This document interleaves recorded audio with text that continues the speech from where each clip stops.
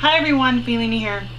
Today I'm going to show you a super simple and quick recipe, and this was originally going to be bruschetta, which is a tomato type like fresco salsa with basil and parsley, although I realized when I went to make it I didn't have any fresh basil. So this is kind of my poor man's version when you don't have the ingredients available. Okay, so I already started prepping some of the ingredients here to save us a little time. I had a French baguette that I thinly sliced on crosshatch to give it diagonal marks. Okay, instead of slicing like this, slice like this, and you get the whiter thin pieces. You want these about 1/4 of an inch. You will need, for this amount, 1 whole baguette. I'm also using Italian parsley. I started to chop it up, but it's really important to note that when you're doing this, you want to make sure that you protect your hands and that you get these pieces really thin, because you don't want to just be chewing on pieces of herbs. So rock it back and forth, up and down, and go side to side, front to back, until you get fairly small pieces, okay? We're also going to be chopping up tomatoes, which is the main part of this dish. You want little cubes, smaller than 1/4 of an inch, okay? Skin and all. Some people will seed these and vein them.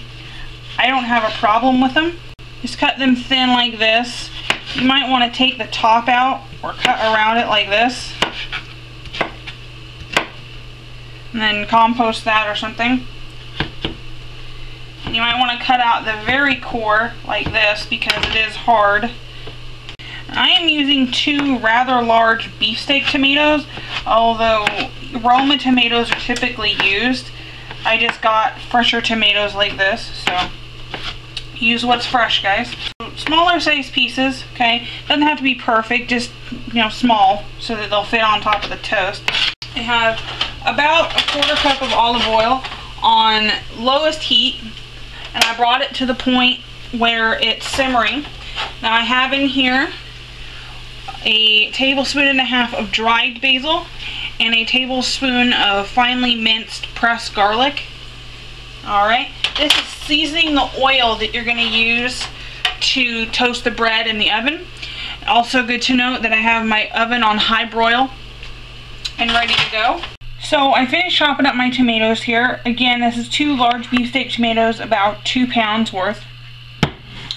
I also finely diced up some onion. Traditionally you would use red onion, but I have yellow, so that's what I'm using. Again, very small pieces. I'm just going to add that into my tomato mixture.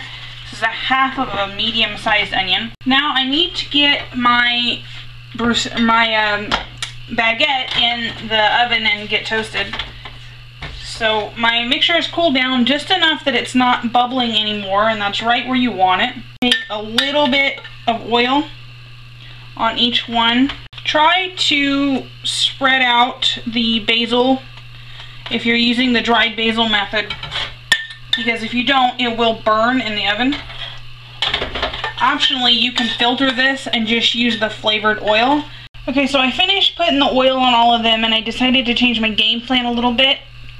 And I voted to scrape off the extra basil so that there's not big chunks, because I don't want it to burn in the oven.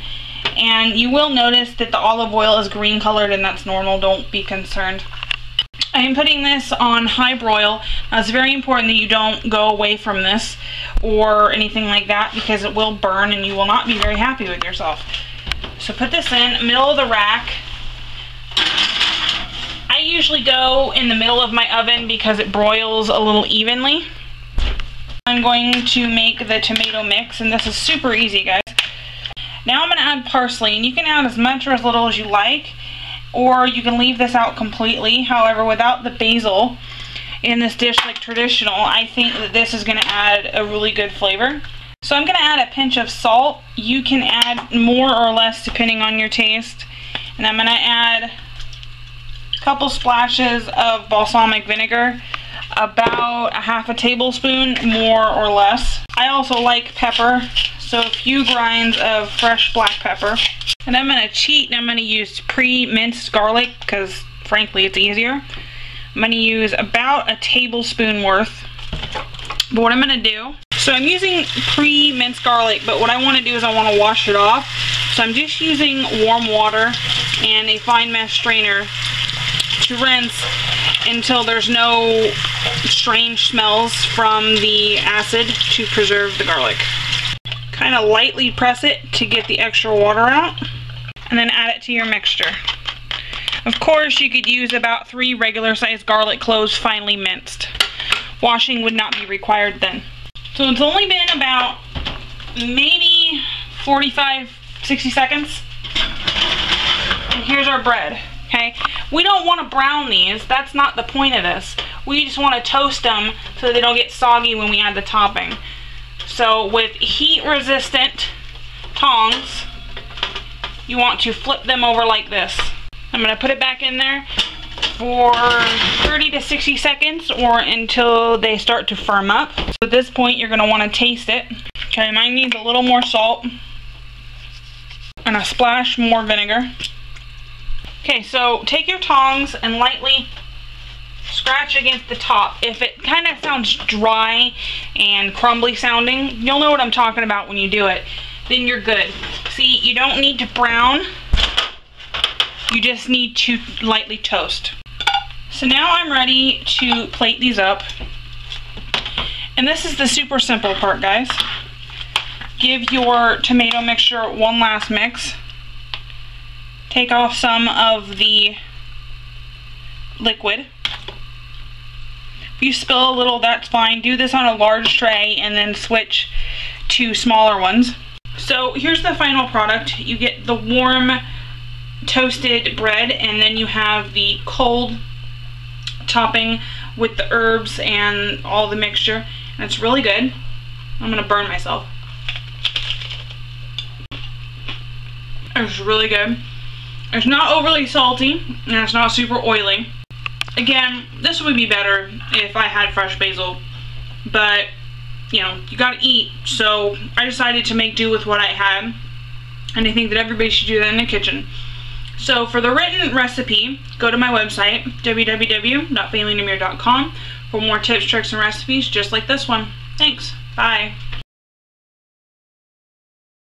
What do you think?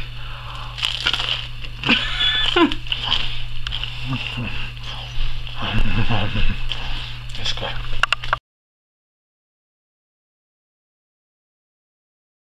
Hi guys, I just wanted to add this onto the end. I'm very sorry that this video is terribly edited and kind of poorly shot with the lack of ingredients and so many issues I had with my camera, with the batteries dying and the lighting and then the storms and everything else that happened.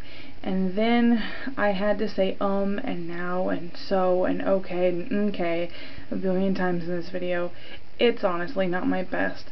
Although I would like to say I hope you guys still enjoy it, and this actually turned out better than traditional bruschetta for me, because that seasoned basil oil in the bread gave so much more flavor than the original.